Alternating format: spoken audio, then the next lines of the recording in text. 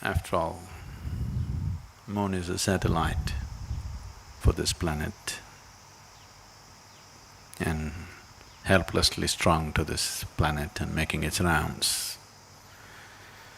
So what is the significance? Why these full moons and no moons are held significant?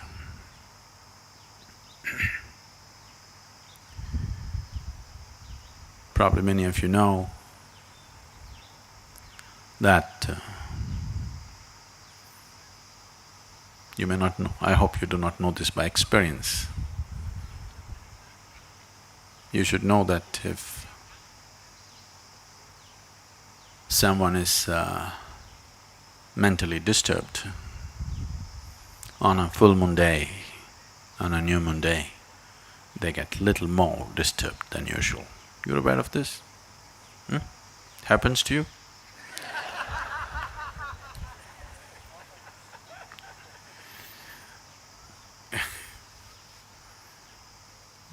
Say yourself, you just be with me, don't worry about the camera. So, it doesn't happen to you, but it does happen to somebody. So it is not that moon instigates madness, it is just that when the moon takes certain positions, it heightens whatever you are. If you are loving, you become more loving. If you are joyful, you become more joyful. If you are blissful, you become much more blissful. If you're a little insane, you become much more insane. If you're meditative, you become far more meditative. It just enhances everything that you are. So we considered these days important so that you consciously create the right kind of quality in you so that it gets enhanced. Today is Pournami, in the morning you get up and you be in a certain way, you create a certain quality in you so that by evening that quality is enhanced. So whatever the qualities that you are, so that you start engineering it more consciously than being a victim of unconscious eruptions within yourself. So the moon does not make you mad or meditative, it just enhances whatever you are. You know, even the ocean goes mad. If you are a swimmer on the beach, it's madness for you. But if you are a skipper of a large vessel, it is a boon for you. But something is happening. The very ocean is trying to rise.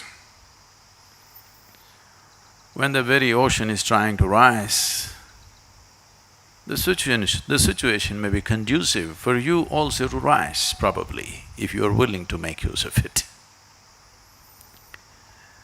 And moon's influence on human life is far more than that. To do anything with yourself, to be aware where the moon is could be useful because it creates different types of qualities and energies in the system. If one is aware, he could make use of it.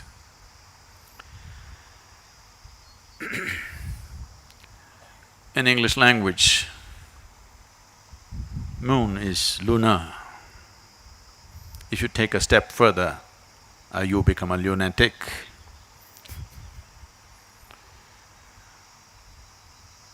So generally, the influence of the moon is considered illogical. Anything illogical, generally in the West got labeled as madness or insanity. But here, we always saw the limitations of logic. Logic is very useful to conduct the material aspect of your life. If you want to do your business, you want to build a house, you want to do all the things in the world, you have to be logical, there is no other way to conduct it. This is the problem with us. To conduct the outside, we call the divine. To conduct the inward, we try to go at it logically. Both won't work for us.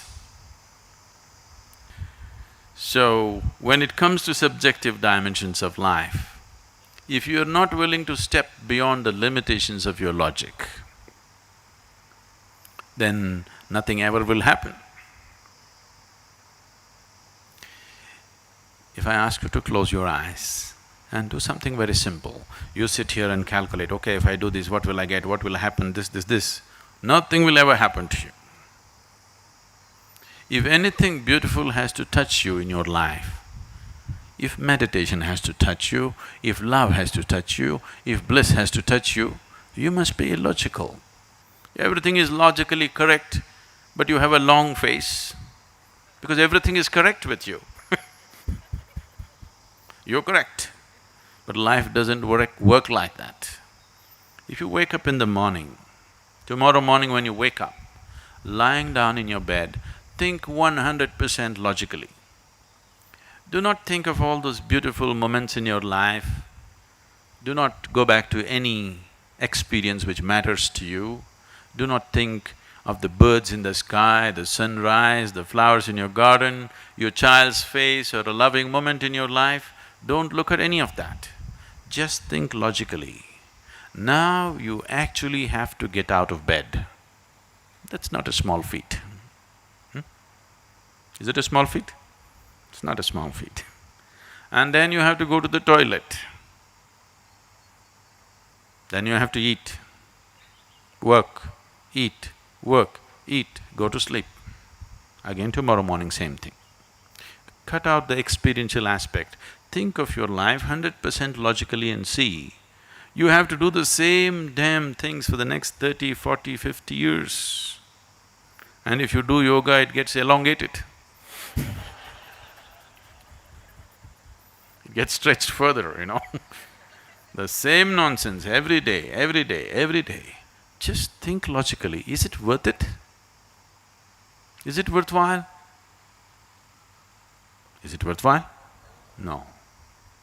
Moments of extreme logic are moments of suicide.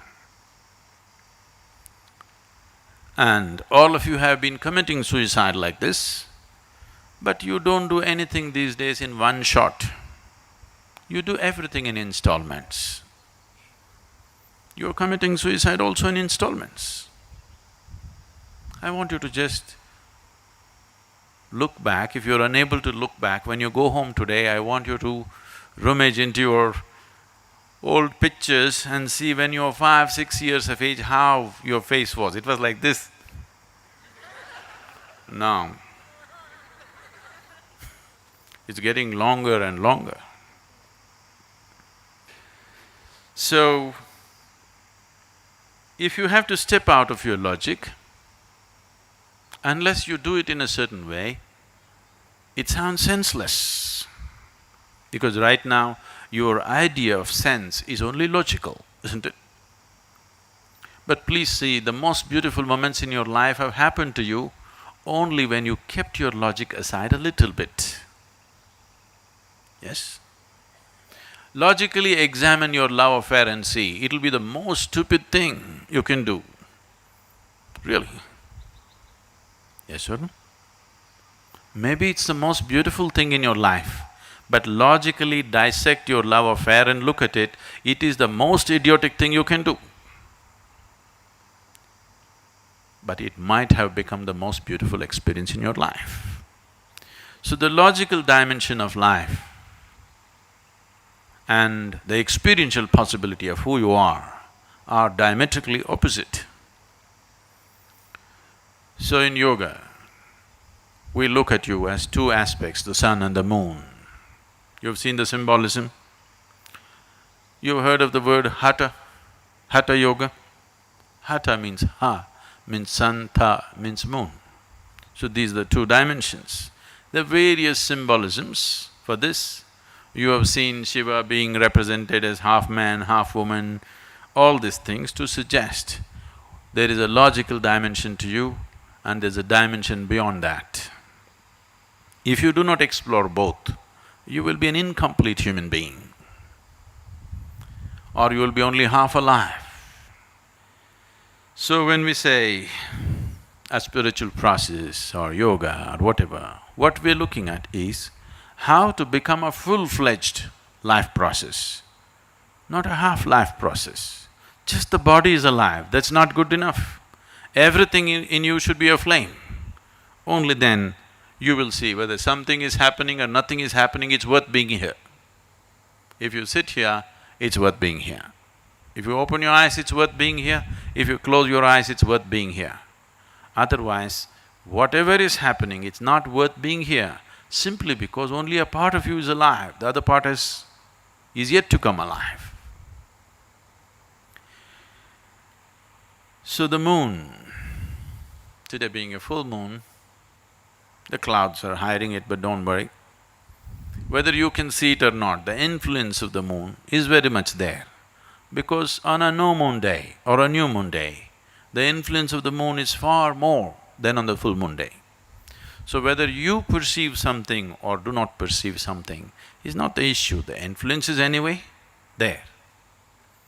There is a logical element to you which helps you to handle the material well. There's a dimension beyond logic, without it the subjective dimensions can never be accessed.